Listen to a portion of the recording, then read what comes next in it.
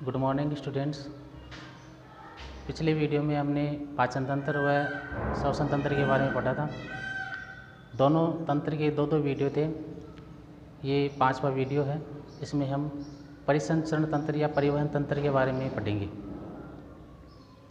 परिसंचरण तंत्र में सबसे पहले परिसंचरण या परिवहन की परिभाषा क्या है, तो किसे कहते हैं परिसंचरण तंत्र। परिवहन तंत्र क्या होता है? विभिन्न अंगों का ऐसा संयोजन, विभिन्न अंग जैसे रुधिर है, हृदय है, धमनी शिराएं है, इन अंगों का, तो विभिन्न अंगों का ऐसा संयोजन जो शरीर की कोशिकाओं के मध्य गैसों ऑक्सीजन और कार्बन डाइऑक्साइड गैसें, पोषक तत्व, विभिन्न प्रकार के पोषक तत्व है जो भोजन के पाचन के पश्चात शरीर को प्राप्त होते हैं, हार्मोन, औषधियाँ व उत्सर्जी पदार्थ जैसे कार्बन डाइऑक्साइड गैस है, और रुधिर के अंदर से जैसे यूरिन, मूत्र है, उसको अलग करना, तो ऐसे उत्सर्जी पदार्थों का परिवहन करता है, परिसंचरण तंत्र कहलाता है। तो परिसंचरण तंत्र की परिभाषा क्या है? विभिन्न अंगों का ऐसा संयोजन जो गैसों, जो जिसमें ऑक्सीजन और कार्बन डाइऑक्साइड है, हार्मोन, औषधियाँ, इनका व उत्सर्जी पदार्थों का परिवहन करता है, परिसंचरण तंत्र कहलाता है। परिसंचरण तंत्र के प्रमुख भाग है रुधिर, हृदय व रुधिर वाहिनियाँ। 3 भागों में बांटा गया है, रुधिर, हृदय व रुधिर वाहिनियाँ। सबसे पहले इसमें है रुधिर। रुधिर किसे कहा जाता है? क्या है रुधिर? प्रश्न आ जाए, एक नंबर वाले छोटे प्रश्न उसमें पूछ लेते हैं कि रुधिर क्या है। तो रुधिर क्या है? तरल संयोजी ऊतक, तरल है और संयोजी ऊतक का प्रकार है। संयोजी ऊतक में रुधिर और अस्थियाँ आती है, जिसमें रुधिर तरल है, तो ये तरल संयोजी ऊतक है। तरल संयोजी ऊतक जो ऑक्सीजन, पोषक पदार्थ, हार्मोन, औषधियाँ, इन पदार्थों का, इनको कोशिकाओं में और कोशिकाओं में उत्पन्न अपशिष्ट पदार्थों का शरीर में परिवहन करता है, रक्त कहलाता है। तो रक्त क्या है? रक्त तरल संयोजी ऊतक है जो विभिन्न पदार्थों का हमारे शरीर में परिवहन करता है, जिसमें जो ऑक्सीजन है, हार्मोन, औषधियाँ है, इनको तो शरीर की कोशिकाओं तक पहुंचाता है, और कोशिकाओं में उत्पन्न जो अपशिष्ट पदार्थ है, इनको शरीर में इनका परिवहन करता है, या संबंधित जो उत्सर्जी अंग है वहाँ तक इनको लाया जाता है, तो ये रक्त कहलाता है। क्षारीय द्रव्य है, अम्ल, क्षार, लवण, ये तो 0 से, जिसकी pH 7 से कम है, 0 से 7 के मध्य वो अम्ल होता है, 7 से लेकर के 14 के मध्य जिसकी pH हो वह क्षार होता है, और जिसकी pH का मान फिक्स 7 हो वह उदासीन होता है। तो इसकी pH 7.4 है, 7 से थोड़ी ज़्यादा, यानी ये क्या है? हल्का क्षारीय द्रव्य है।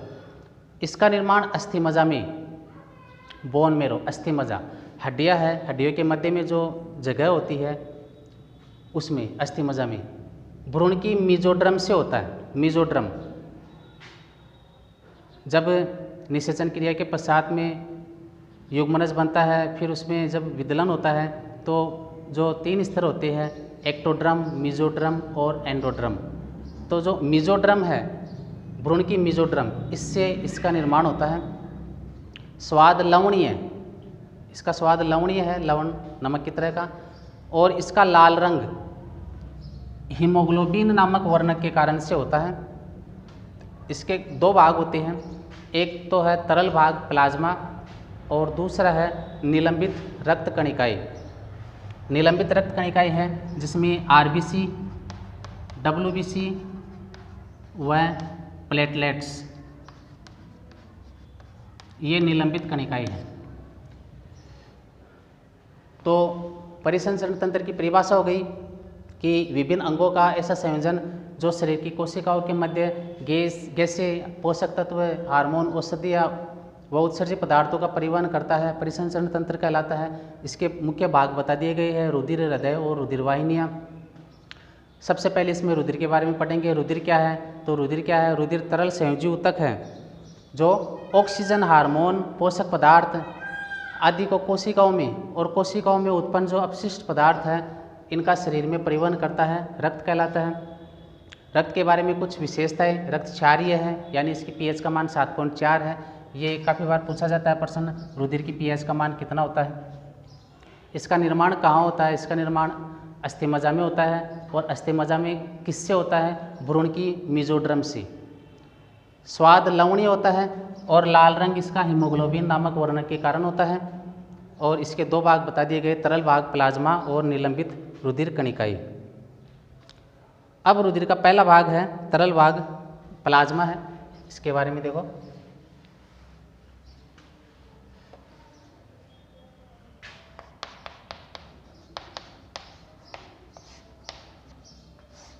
प्लाज्मा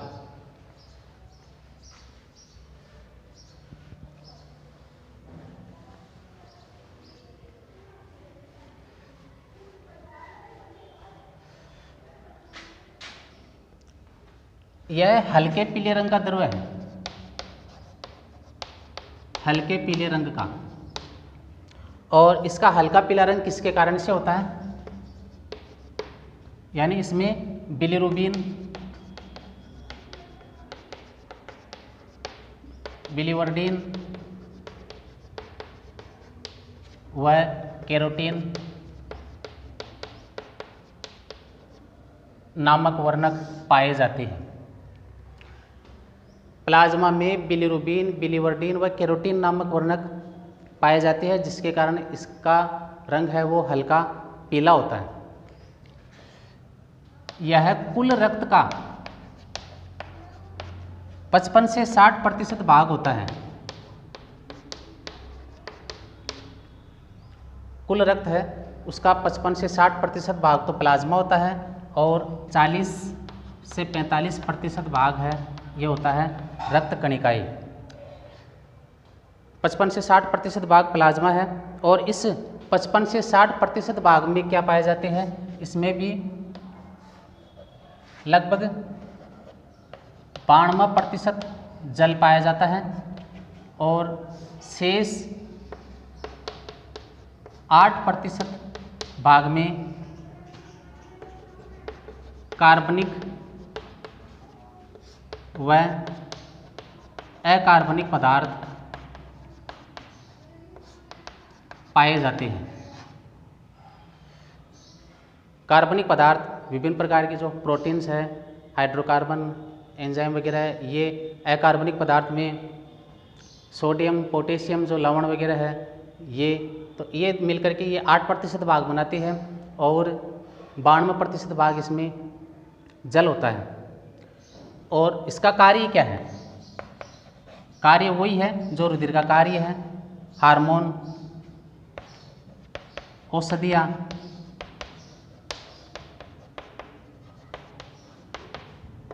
भोज्य पदार्थ या पाचक रस है, गैसें, उत्सर्जी पदार्थ,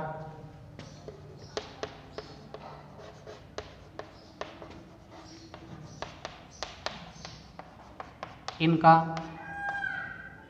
विनिमय करता है, आदान प्रदान। यानी हार्मोन, औषधियाँ है, पाचक रस है, भोज्य पदार्थ, इनको तो शरीर की कोशिकाओं तक पहुंचाता है और शरीर की कोशिकाओं में उत्पन्न जो उत्सर्जी पदार्थ है, अपशिष्ट गैसें हैं, CO2 वगैरह, इनको उत्सर्जी अंगों तक पहुंचाने का कार्य करता है। तो पहला भाग है प्लाज्मा, इसके बारे में हल्के पीले रंग का द्रव है। किस कारण से होता है? ये जो वर्णक है इनके कारण से होता है। कितना प्रतिशत भाग होता है? ये 55 से 60% भाग होता है। इस 55 से 60% भाग में 92% तो होता है जल और शेष 8% है इसमें कार्बनिक और अकार्बनिक पदार्थ ये पाए जाते हैं।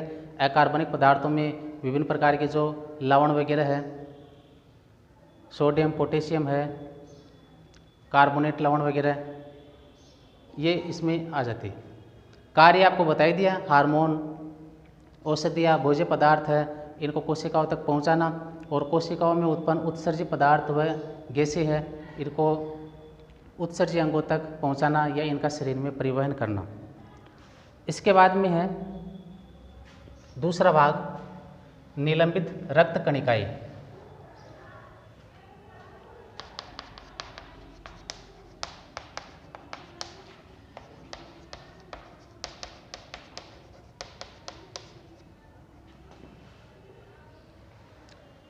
निलंबित रक्त कणिकाएं, ये कुल रक्त का 40 से 45% भाग होती है।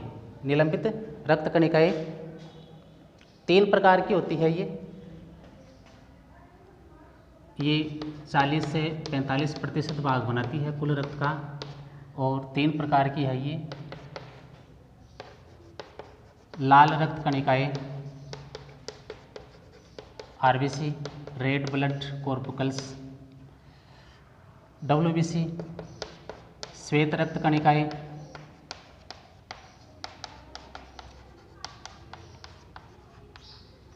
वाइट ब्लड कॉर्पुकल्स, और तीसरा है प्लेटलेट्स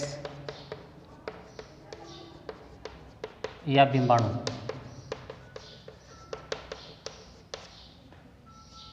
सबसे पहले इसमें हम पढ़ेंगे लाल रक्त कणिकाएं।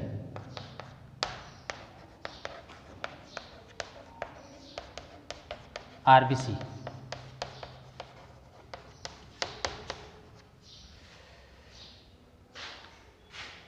आरबीसी को इरिथ्रोसाइट भी कहा जाता है।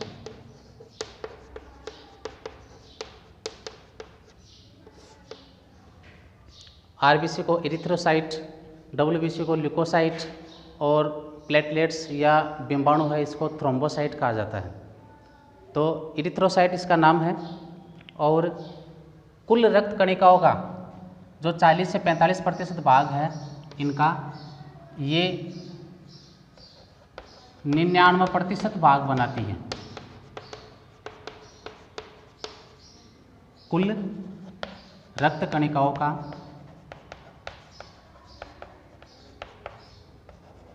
ये 99% भाग बनाती है। और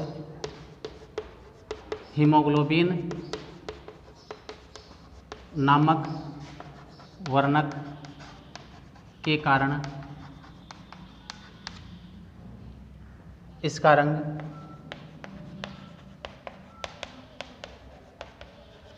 लाल होता है।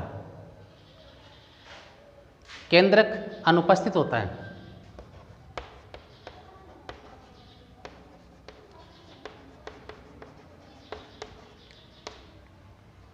स्तनधारी है, इनकी लाल रक्त कणिकाएं है आरबीसी, इनके अंदर केंद्रक अनुपस्थित होता है। ऊंट और लामा है, इनकी आरबीसी में केंद्रक उपस्थित होता है, और ज़्यादातर है अधिकांश उनमें केंद्रक अनुपस्थित होता है। वर्ताकार होती है, उभयावतल होती है। वर्ताकार व उभयावतल। उभयावतल का मतलब है ये चपटी होती है, इनकी आकृति होती है वो वर्ताकार, और उभयावतल चपटी होती है। और इनका निर्माण भी भ्रूणीय अवस्था में तो आरबीसी का निर्माण है ये यकृत व प्लीहा में,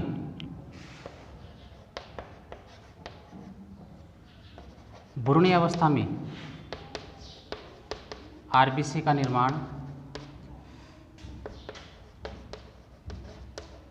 यकृत व प्लीहा में, तथा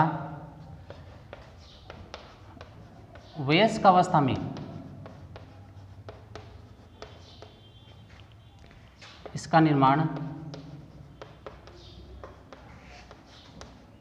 अस्थि मज्जा में होता है।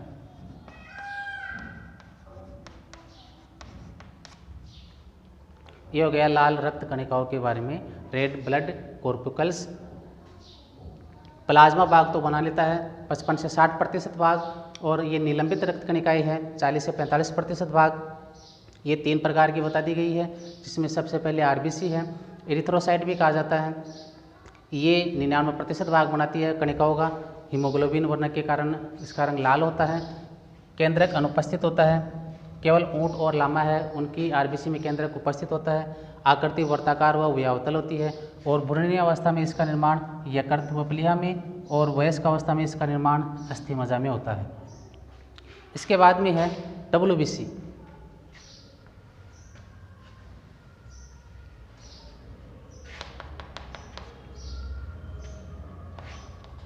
श्वेत रक्त कणिकाएं।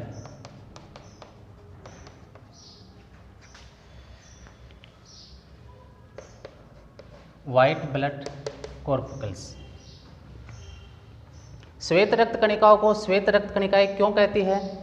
क्योंकि इनमें हीमोग्लोबिन नामक वर्णक है, ये अनुपस्थित होता है, जिससे इनको श्वेत रक्त कणिकाएं कहा जाता है।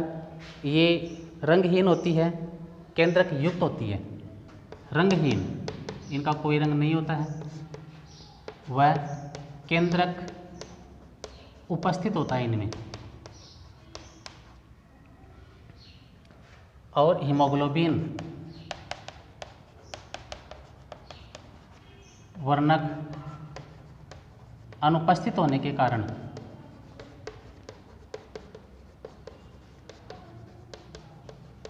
इन्हें श्वेत रक्त कणिकाएं WBC कहा जाता है। इनका जीवनकाल, इनका औसत जीवनकाल है 7 से 10 दिन होता है। RBC का जीवनकाल है ये 120 दिन होता है।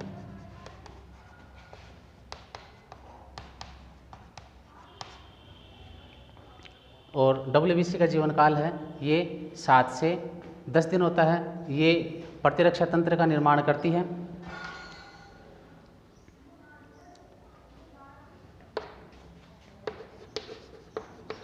प्रतिरक्षा तंत्र का निर्माण करने के कारण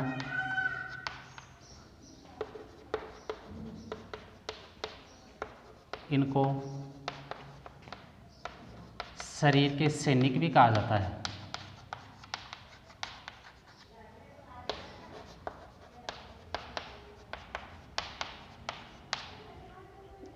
ये 2 प्रकार की होती है।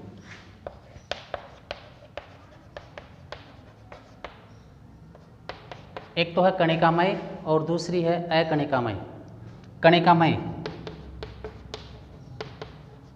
कणिकामय WBC, इसमें 3 भाग होते हैं इसके कणिकामय के। न्यूट्रोफिल,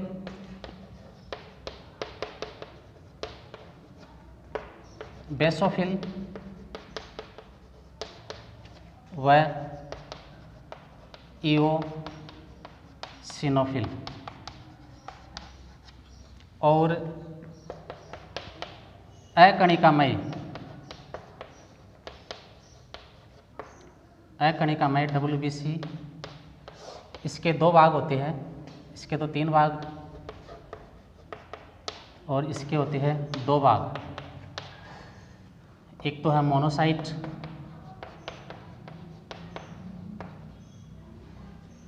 और दूसरा है लिम्फोसाइट।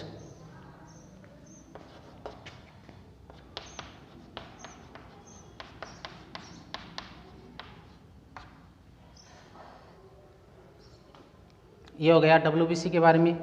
ये रंगहीन है, केंद्रक उपस्थित होता है, हीमोग्लोबिन वर्णक अनुपस्थित होने के कारण से इन्हें श्वेत रक्त कणिकाएं कहा जाता है। जीवनकाल 7 से 10 दिन होता है। प्रतिरक्षा तंत्र का निर्माण करती है, यानी रोगाणु से लड़ने की क्षमता प्रदान करती है, इसलिए इनको शरीर के सैनिक कहा जाता है। और ये 2 प्रकार की होती है। कणिकामय WBC 3 भाग होते हैं और अकणिकामय WBC के 2 भाग होते हैं। कणिकामय के 3 भाग है न्यूट्रोफिल, बेसोफिल, इओसिनोफिल। और अकणिकामय WBC के 2 भाग है मोनोसाइट व लिम्फोसाइट। अब सबसे पहले हम पढ़ेंगे कणिकामय WBC के बारे में।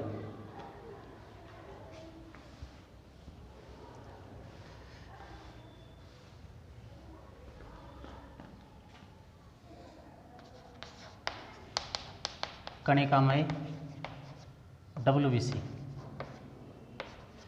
कणिकामय WBC में सबसे पहले है न्यूट्रोफिल्स। न्यूट्रोफिल्स क्या होती है?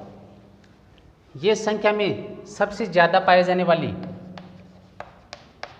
न्यूट्रोफिल्स या न्यूट्रोफिल, ये संख्या में सबसे ज़्यादा पाई जाने वाली WBC है।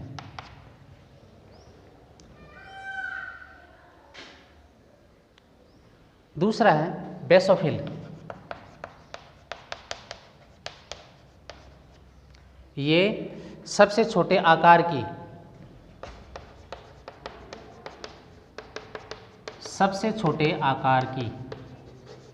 WBC है जो हिपेरिन व हिस्टामिन का स्रावण करती है। ये ऐसे पदार्थ है जो रुधिर को जमने से रोकती है। तीसरा है इओसिनोफिल।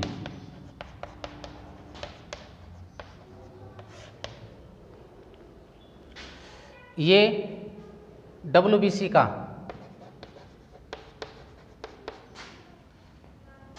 2 से 7% भाग बनाती है तथा अंतःपरजीवी संक्रमण के समय इनकी संख्या बढ़ जाती है। यानी जब हम ब्लड टेस्ट कराते हैं तो WBC का मान कुछ अधिक आता है रिपोर्ट के अंदर, तो उससे पता चलता है कि अंतःपरजीवी संक्रमण हो गया है, जिससे इनकी संख्या बढ़ जाती है। तो ये तो हो गए कणिकामय। अकणिकामय WBC, अकणिकामय श्वेत रक्त कणिकाएं, इनको 2 भागों में बांटा गया है, जिसमें एक तो है मोनोसाइट और दूसरी है लिम्फोसाइट। पहले है मोनोसाइट। सबसे बड़े आकार की मोनोसाइट है, ये सबसे बड़े आकार की WBC है जो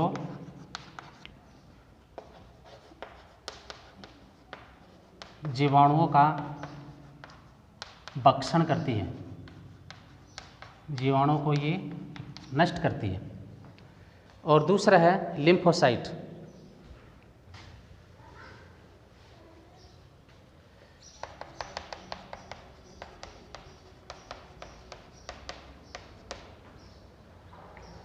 ये अलग अलग प्रकार की है।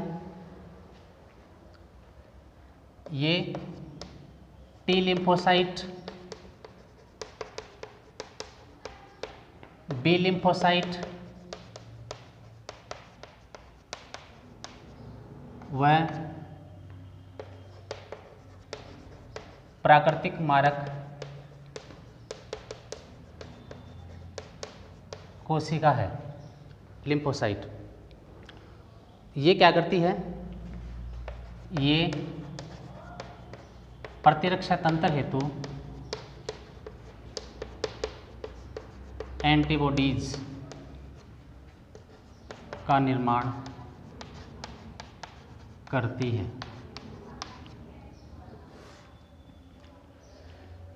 तो लाल रक्त कणिकाओं के बारे में बता दिया गया है, WBC श्वेत रक्त कणिकाओं के बारे में आपको बता दिया गया है, और इसके बाद में अब है प्लेटलेट्स या बिंबाणु।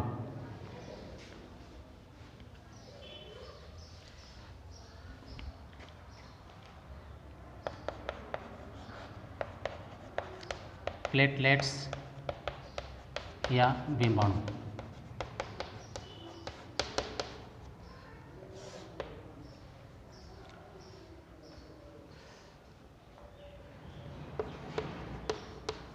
तस्तरीनुमा आकार की, प्लेट के आकार की तस्तरीनुमा आकार की होती है, और इनमें केंद्रक अनुपस्थित होता है। केवल WBC में केंद्रक पाया जाता है, इनमें केंद्रक अनुपस्थित होता है, और इनका प्रमुख कार्य क्या है? रक्त का थक्का बनाना।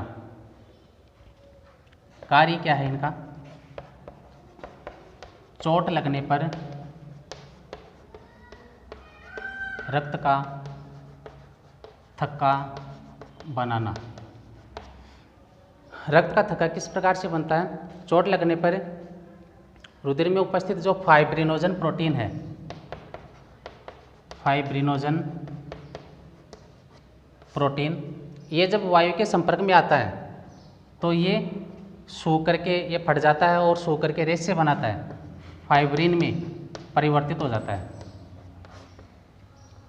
ये फाइब्रिन के रेशे चोट लगे स्थान पर, घाव पर आड़े तिरछे व्यवस्थित हो जाते हैं और उनके अंदर से जब रुधिर निकलता है तो रुधिर के जो कण है इन रेशों के अंदर फंस जाते हैं और रुधिर का थक्का बन जाता है। तो ये परिवहन तंत्र में आपको एक पार्ट्स है, इसके 3 भाग बताए थे, रुधिर, हृदय और रक्तवाहिनियाँ, जिसमें आपको रुधिर के बारे में ये कंप्लीट बता दिया गया है। इसके बाद में अब है रुधिर के कार्य, रक्त के क्या कार्य हैं।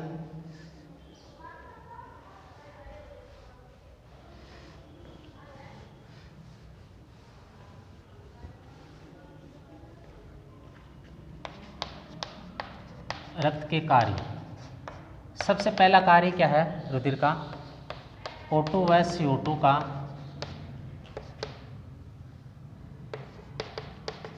शरीर की कोशिकाओं में विनिमय करना या परिवहन करना, ऑक्सीजन को शरीर के प्रत्येक कोशिकाओं तक पहुंचाना और कोशिकाओं में उत्पन्न जो कार्बन डाइऑक्साइड है उनको संबंधित उत्सर्जी अंगों तक वापस लाने का कार्य करता है। शरीर का ताप नियंत्रित करता है रुधिर, शरीर की पीएच नियंत्रित रखता है,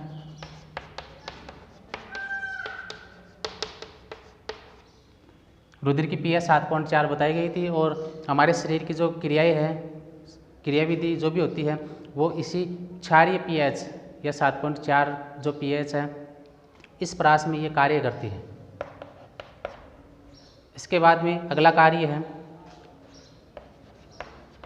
थक्का बनाने में सहायक, चोट लगने पर जो रुधिर का थक्का बनता है उसमें रक्त सहायक है, घाव भरने में सहायक,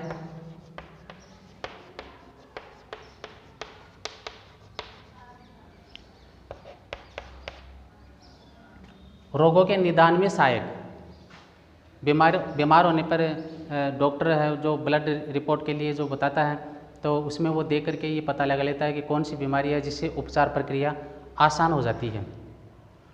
तो रोगों की जांच में सहायक, जिससे उपचार प्रक्रिया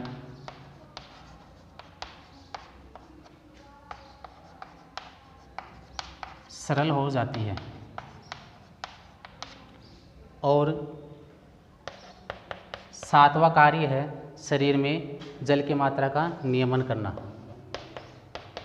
शरीर में जल की मात्रा का नियमन करना, यानी शरीर में जल की मात्रा अधिक होने पर उसको शरीर से उत्सर्जित करता है और आवश्यकता होने पर ये जल की कमी अनुभव होने पर जल की मात्रा है उसकी ये अनुभूति कराता है कि शरीर में जल की कमी है, जल की मात्रा ज़्यादा होने पर उसे शरीर से बाहर उत्सर्जित करना है।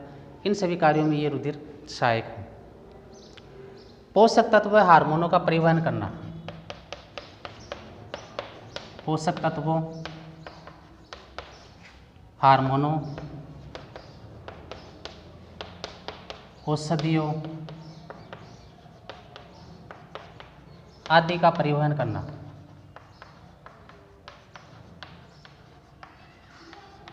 तो ये रक्त के कार्य 4-5 पॉइंट पूछे जाते हैं, रुधिर के कोई 4 कार्य बताइए, तो ये रक्त के कार्य हैं। रक्त वाला टॉपिक है ये कंप्लीट हो गया है। इसके बाद में हृदय और रुधिर वाहिनियों के बारे में हम अगले वीडियो में पढ़ेंगे। वीडियो को सब्सक्राइब कीजिए, लाइक और शेयर कीजिए। धन्यवाद।